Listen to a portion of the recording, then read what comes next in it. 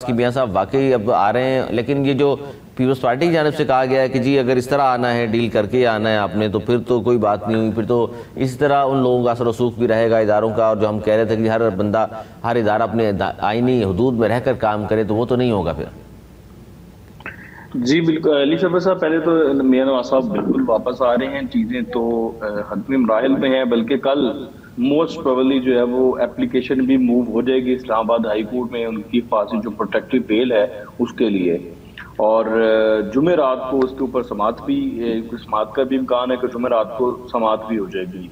और अभी जो इम्कानात हैं और अभी तक के जो इंडिकेशंस हैं वो यही है कि मियां साहब को रिलीफ मिल भी जाएगा और उनके पाकिस्तान मतलब जहाज में बैठने से पहले ही रिलीफ उनको मिल सकता है। और वो डेफिनेटली वो मशरूत होगा, कंडीशनली होगा कि वो आके सरेंडर करेंगे। तो फिर इसलिए उनका ये भी तय पाया है कि उनका जो जहाज है, जो चार्टर्ड प्लेन है, वो पहले इस्लामाबाद आएगा, कुछ घंटों का जो है वो स्टे इस्लामाबाद में होगा। और वो जो भी एक कानूनी मामलात हैं उनको तय क्लियर करने के बाद फिर मियां साहब उसी चार्टर्ड प्लेन से इमिग्रेशन का उतनी देर में इमिग्रेशन का प्रोसेस भी इस्लामाबाद में हो जाएगा। फिर वहां से वो जो है वो इस्लामाबाद से लाहौर। अच्छा, बराह रास्त आप ये कह रहे हैं कि जी वो जो बात की जा रही थी कि दुबई से शायद बराह रास्त लाहौर आएंगे, अब ऐसा नहीं है, इस्लामाबाड पहले आएंगे उसके बाद फिर लाहौर। जी जी जी जी जी फ्लाई दुबई का चार्टर्ड प्लेन है करके आ रहे हो और अमेरिका के डंडे पे आ रहे हो यहाँ पे दुबई। अच्छा। वहां से इस्लामाबाद एयरपोर्ट पर उतरेगा, वहां पे उनके इमिग्रेशन का प्रोसेस भी हो जाएगा ताकि वो टाइम भी उनका बच जाए। और वो जो कानूनी मामलात हैं, वुकला से मुलाकात है, आजम नजीर तारड़ साहब और अमजद परवेज साहब जो कि उनके वुकला हैं, उन्होंने कागजात तैयार किए हुए हैं, वो कल जो मूव कर देंगे। उसके बाद जो कुछ मामलात हैं, कुछ क्योंकि उनका उधर होना जरूरी है, तो वो मामला हो सकता है वो इस्लामाबाद हाई कोर्ट चले भी जाएं, ना भी गए तो इस्लामाबाद के उधर उतर के कुछ सिग्नेचर वगैरह हैं वो कर दें। वो मामला करने के बाद वो फिर वही त्यारा जो चार्टर्ड प्लेन है वो लाहौर चला जाएगा। अच्छा, ये जो खबरें आ रही हैं अली रजा, आप किस तरह देख रहे हैं इनको? आपके पास क्या इत्तलात हैं कि जी डील हुई है बाकायदा तौर पर, वरना वो अभी भी वापस ना आते, डील के जरिए आ रहे हैं और उनको यकीन दहानियां करा दी गई हैं?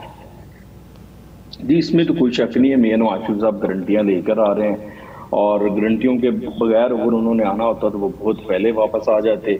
और ये पाकिस्तान की सियासत में पहले भी ऐसे होता हुआ आया है, अब भी ऐसे ही। यहाँ पर थोड़ा सा सिनेरियो चेंज है कि मियां साहब की भी जरूरत है इस वक्त, क्योंकि देखा ये जा रहा है या समझा ये जा रहा है कि और कोई ऑप्शन नहीं है और मियां साहब की जरूरत है। तो डेफिनेटली दोनों तरफ से जब जरूरतें हैं एक दूसरे को, तो फिर वो उसी के तहत जो है वो मामला गिव एंड टेक है और वो तय पाए हैं। और इसमें किसी हद तक जो है वो मिडल ईस्ट का जो हमारे दोस्त ममालिक हैं उनका किरदार भी है और वहां से भी कुछ गारंटियां हैं। और वो मियां साहब के नाम के साथ, जहां तक मेरी इतलात है, ये मैं आपको अपनी इतलात की बुनियाद पर बता रहा हूँ कि उन गारंटियों की बुनियाद पर ये सारे मामला जो है वो आगे चले और चल रहे हैं। जो इस वक्त एक नेशनल फैसिलिटेशन काउंसिल बनाई गई है, वो क्योंकि उस काउंसिल का जो बुनियादी वजूद है और उसका आगे चलने का जो एक प्रोसेस है या जमानत है, वो है ही मिडल ईस्ट के हमारे जो दोस्त ममालिक हैं उनकी सरमायाकारी और चीन की सरमायाकारी के साथ लिंक्ड है।